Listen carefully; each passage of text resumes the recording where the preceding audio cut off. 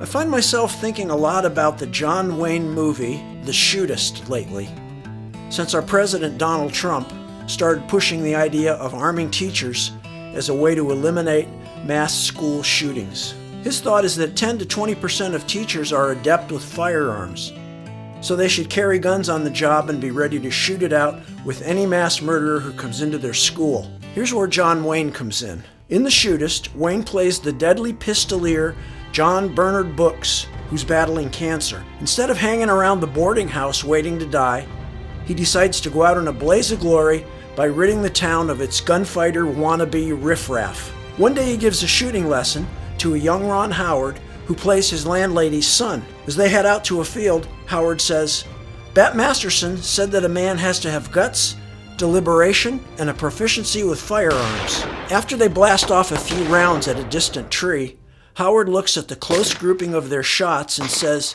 "How could you get into so many fights and always come out on top? I nearly tied you shooting." Wayne replies, pointing at the tree, "Friend, there's nobody up there shooting back at you. It isn't always being fast or even accurate that counts. It's being willing. I found out early that most men, regardless of cause or need, aren't willing. They'll blink an eye or draw a breath before they pull the trigger. I won't." In other words, it takes nerves of steel and deadly instinct to win a gunfight. And I can assure you that the Ohio State University Department of Education never offered a course in that.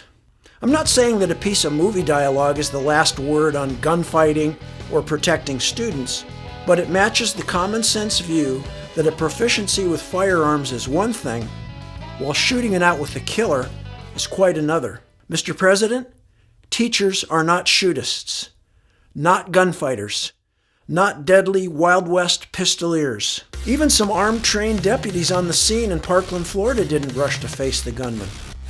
So it's beyond belief to me that an English teacher will fearlessly and accurately blaze away with a Glock in one hand and the adventures of Huckleberry Finn in the other. Good quality Western movies often show that even a tough guy has qualms about killing. In Unforgiven, the Schofield kid is giddy at the prospect of shooting someone, but when he finally does, he weeps and gives his gun away.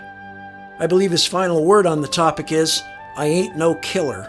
Gary Cooper in High Noon plays the firearms proficient town sheriff, but he's not excited to learn that gunmen are coming after him. In fact, when he realizes no one's going to help, he looks like he might have a stroke. And in The Shootist, Ron Howard's character ends up killing someone in defense of John Bernard Brooks. And as soon as the person falls dead, Howard throws the gun across the barroom in disgust. Confession: I was a high school teacher for 2 years. Was I ready to face down an armed lunatic? I should have been, according to Trump. I'd been shooting guns since I was a kid. BB guns, rifles, pistols, shotguns, you name it. In fact, I was one of the most fearless tin can killers in Ashtabula County. But as the Shootist pointed out, those cans never shot back.